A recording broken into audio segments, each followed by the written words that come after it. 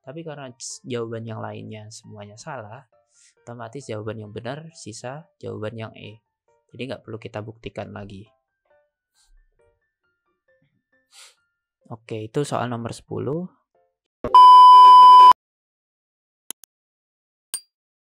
Kita lanjut soal nomor 11.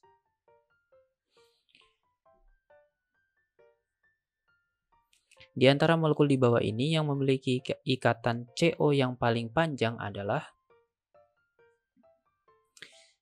ikatan terpanjang. Ikatan itu, untuk melihat panjang ikatan, kita harus melihat dari segi orde ikatan. Ikatan terpanjang itu ketika ikatannya memiliki orde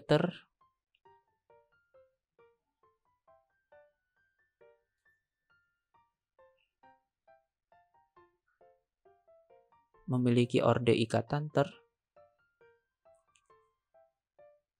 kalau ikatannya terpanjang, berarti orde ikatannya terkecil ya. Orde ikatan itu berbanding terbalik dengan panjang ikatan. Maksudnya gimana? Orde ikatan terkecil itu kalau ikatannya single bond, ordenya 1. Kalau double bond, ordenya 2. Kalau triple bond, ordenya 3. Berarti ikatan yang terpanjang kita cari yang ordenya 1. Nah, senyawa CO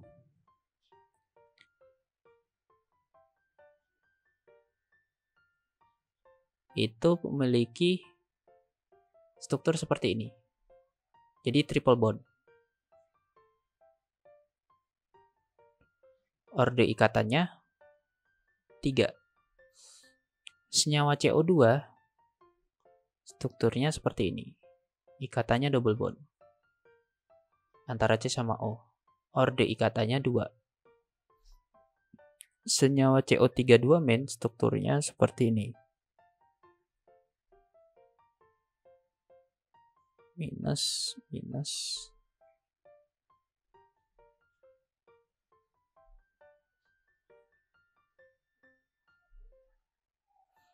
Nah, di sini ordenya ada yang 2, ada yang 1. Nah, kalau untuk senyawa yang punya single bond dan double bond, ini hasilnya bisa mengalami resonansi, di mana double bondnya bisa pindah. Tidak hanya di atas, tidak selalu di atas, bisa pindah kanan ke kiri. Nah, cara menghitung orde ikatannya bukan 1, bukan 2. Caranya menghitungnya gimana? Ordenya itu 1 plus jumlah ikatan rangkap 2. Di sini ikatan rangkap 2-nya ada 1. Dibagi total ikatan yang ada di sini. Di sini kan total ada 3 ikatan ya. 3 pasangan ikatan. Jadi rangkap 2 ini bisa pindah ke 3 tempat ini. Sehingga 1 dibagi 3. Jadi 1/3 ya, atau 1,333.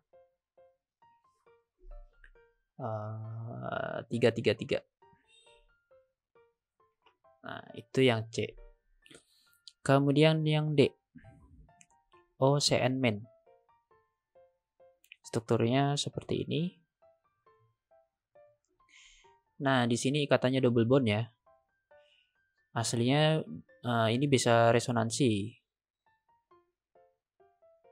Bisa terbentuk. Bisa kadang seperti ini. Bisa kadang single bond, kadang double bond, kadang triple bond. Berarti rata-ratanya 2 ya. Kalau di rata-rata. Nah, yang terakhir kadang 1, kadang 2, kadang 3. Berarti rata-ratanya 2. Nah, yang terakhir CH3OH. Strukturnya gini.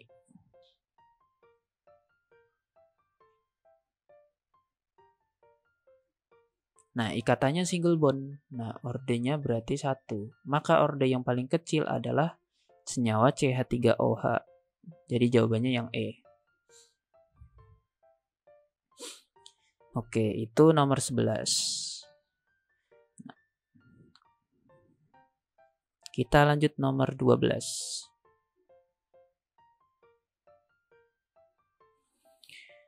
Gambar di bawah ini merupakan spektrum emisi satu ion yang memiliki satu elektron dalam fase gas.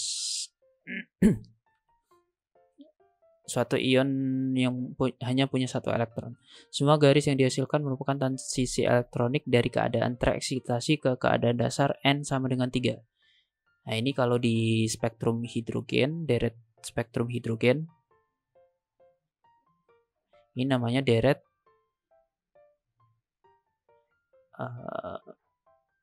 Paschen ya. Jadi emisinya itu dari N yang lebih besar dari 3 ke N sama dengan 3. Jika panjang gelombang garis B terukur pada lambda 142,5 nanometer, maka panjang gelombang garis A terukur pada, kalau kita dikasih spektrum seperti ini, transisi dari garis yang ada di spektrum ini, transisi yang paling kanan itu transisi yang N terdekat. Jadi dari N terdekat di sini berarti dari 4 ke 3 ya. Maka transisi garis B itu dari N berikutnya, yaitu 5 ke 3. Transisi garis A dari N 6 ke 3. Nah, rumus yang kita gunakan adalah persamaan Rydberg. 1 lambda sama dengan RH kali Z kuadrat kali 1/N1 kuadrat minus 1/N2 kuadrat.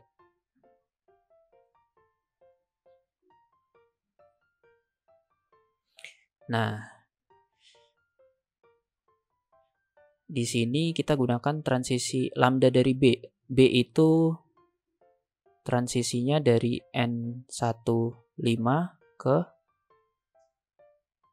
N2 sama dengan 3 ya. Oh ya, sorry, rumusnya kalau kayak gini N2 min N1. Nah, lambda dari B 142,5.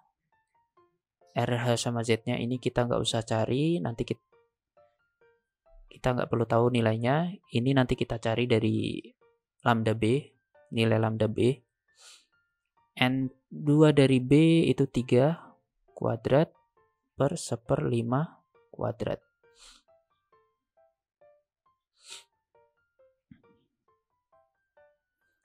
Maka 142,5 sama dengan RH Z kuadrat kali 1/9 minus 1/25.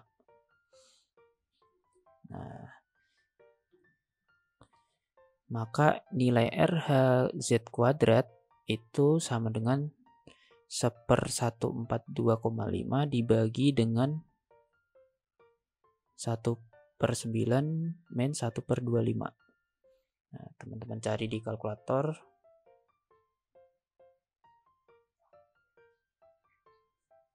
Masukkan aja di kalkulator persamaannya seperti itu. Nanti biar langsung dapat hasilnya. Hasilnya 0,09868. Nah, ini kita pakai untuk mencari lambda A. A itu transisinya tadi dari N1 6 ke N2 3. 1 lambda sama dengan RH Z kuadratnya 0,09868 kali 1/N1 N2-nya 3 kuadrat dikurang 1/6 kuadrat.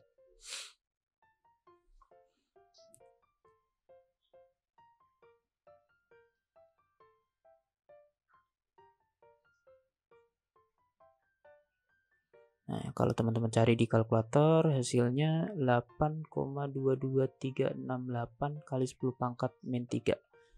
Ini nilai seperlambda. Maka nilai lambdanya tinggal kita seperkan ya, atau kita pangkatkan minus 1. Nah, hasilnya 121,6 nanometer. Jawabannya yang B. Itu soal nomor 12.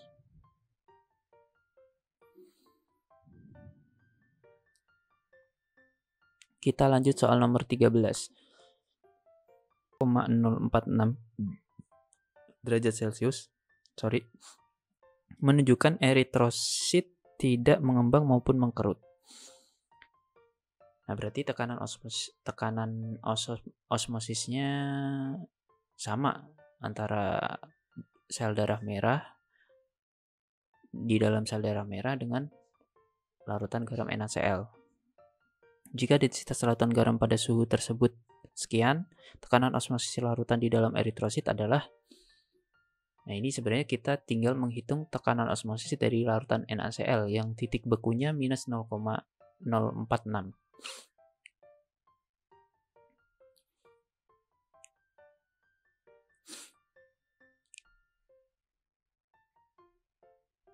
Titik bekunya minus 0,046 derajat Celcius, berarti delta TF-nya 0,046 derajat Celcius. Karena NaCl larutan elektrolit, kita gunakan rumus delta TF sama dengan Kf kali M kali I. Delta TF-nya 0,046 derajat Celcius. Kf-nya 1,86.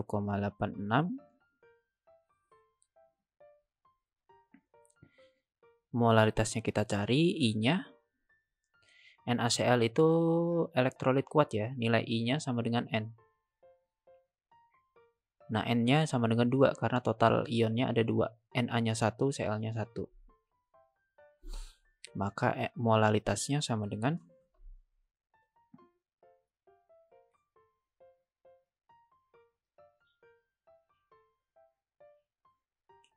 0,01237 molal.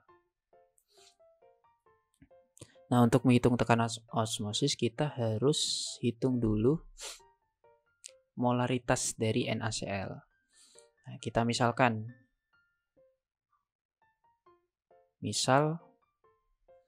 volume molaritas itu kan mol per kilogram ya. Kita misalkan massa larutannya itu 1 kg. Massa pelarutnya itu 1 kg. Jadi massa H2O-nya 1 kg. Berarti mol NaCl-nya 0,01237. Sebenarnya permisalannya bebas teman-teman. Tapi karena yang sudah kita ketahui adalah molaritas, supaya lebih mudah, kita misalkan aja massa pelarutnya 1 kg. Nah, kemudian kita hitung massa NaCl. Mol dikali mR. 0,01237 kali mR-nya Na itu 23, Cl itu 35,5. Berarti mR-nya 58,5.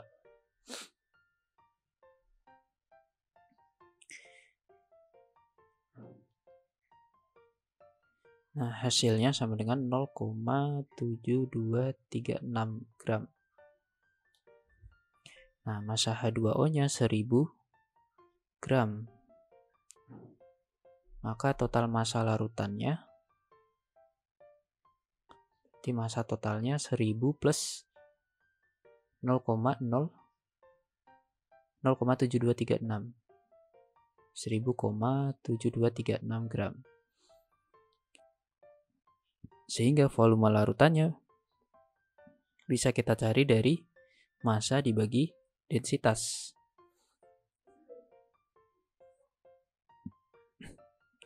1000,7236 dibagi densitasnya 97,77.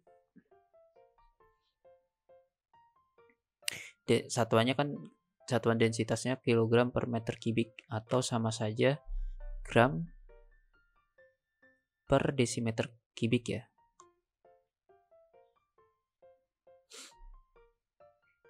Berarti nanti kita dapat dalam satuan liter ya di sini.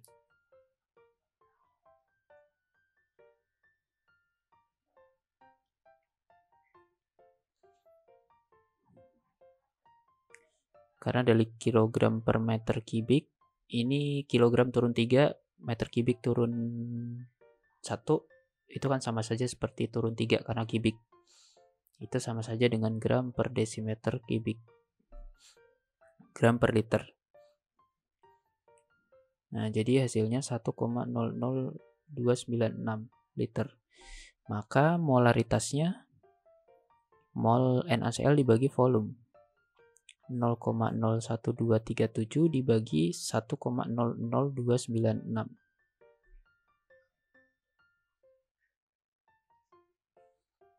0,01233. Nah, nggak jauh berbeda sama molaritasnya.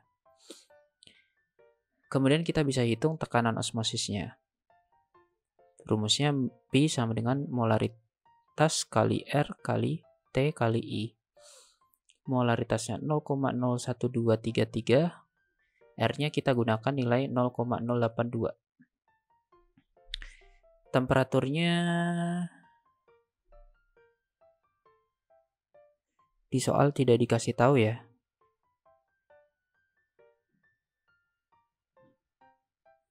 Nah, kita harusnya tahu temperaturnya berapa.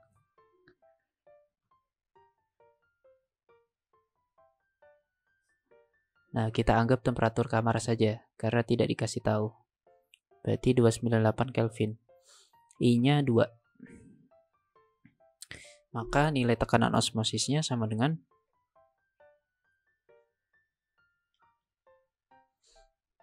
0,6028 atm. Karena diminta dalam torr, kita harus ubah ke torr. Kita kalikan 760 supaya jadi torr. Nah, hasilnya 458,1 torr. Nah, yang mendekati nilainya adalah 456,8. Jadi jawabannya yang C. Oke, itu untuk soal nomor 13.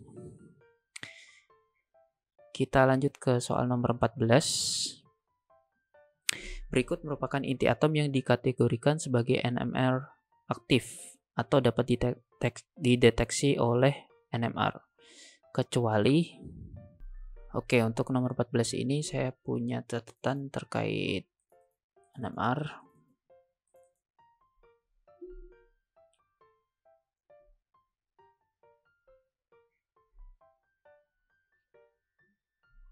Nah, ini catatannya seperti ini.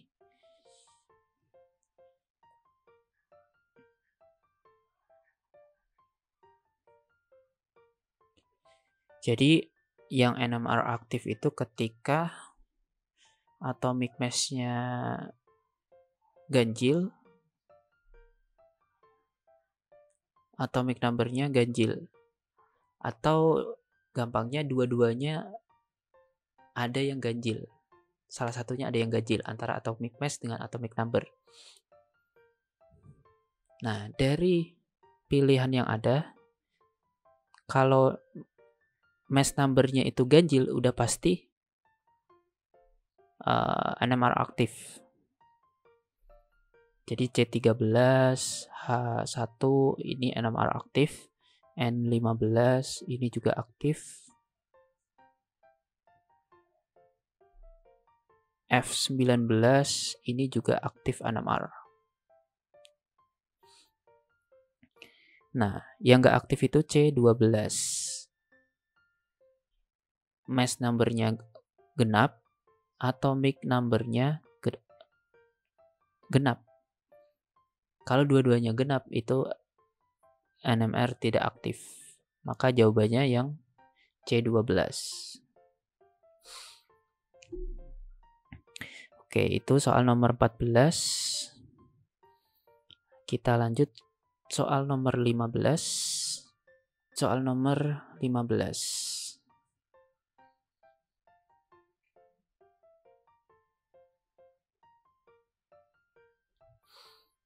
Es krim dapat membeku pada temperatur kurang dari minus 3 derajat Celcius. Es batu yang digunakan untuk mendinginkan es krim memiliki suhu minus 12 derajat Celcius. Akan tetapi kontak dengan es krim membuat es batu meleleh pada suhu 0 derajat Celcius.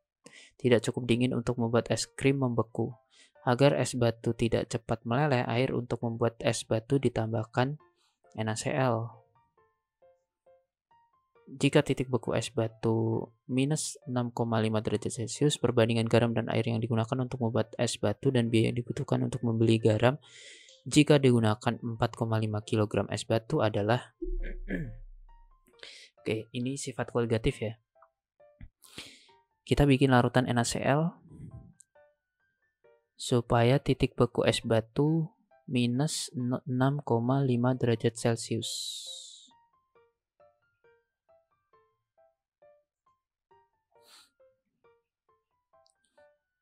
Nah, es batu ini TF-nya ya. Massa es batunya itu 4,5 kg es batu.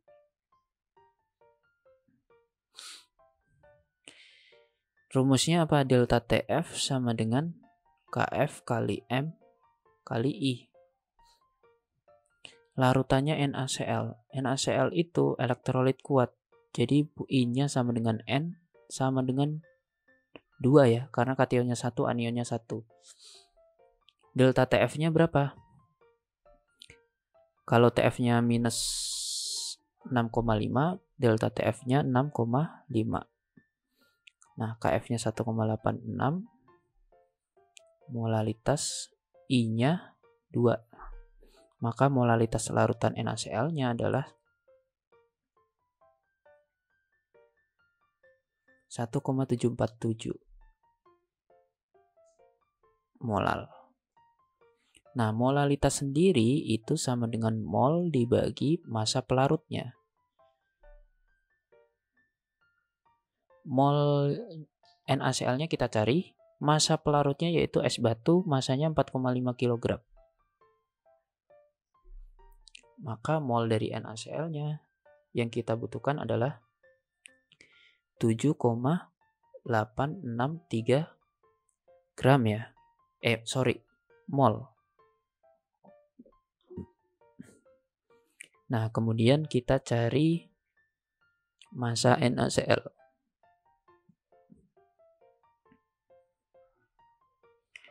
Mol dikali mR. Molnya 7,863, mR-nya Na itu 23, Cl itu 35,5.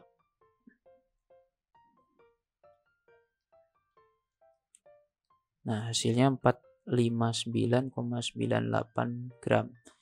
Atau kalau kita ubah ke kilogram jadinya 0,45998 kilogram. Atau dibulatkan jadi 0,46. Nah, sementara massa es batunya 4,5 kg. Perbandingan massa air dan es batu, perbandingan massa NaCl dengan es batu adalah 0,46 dibagi 4,5.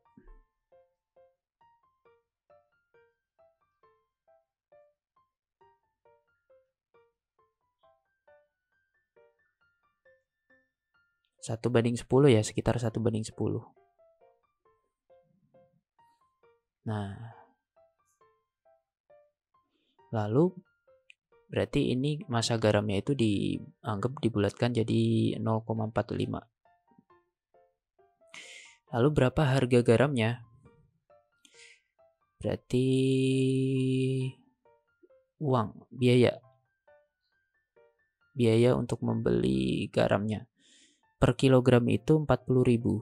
Berarti 40.000 kali 0,45.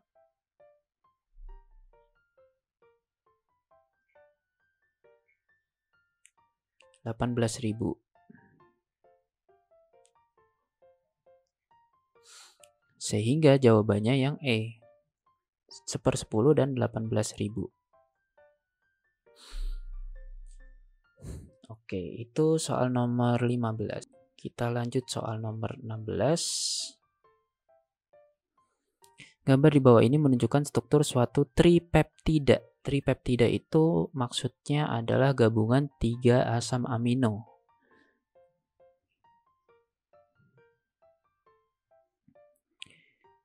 Jika ke dalam larutan ditambahkan senyawa asam dengan pH 2, maka peptida tersebut menjadi bermuatan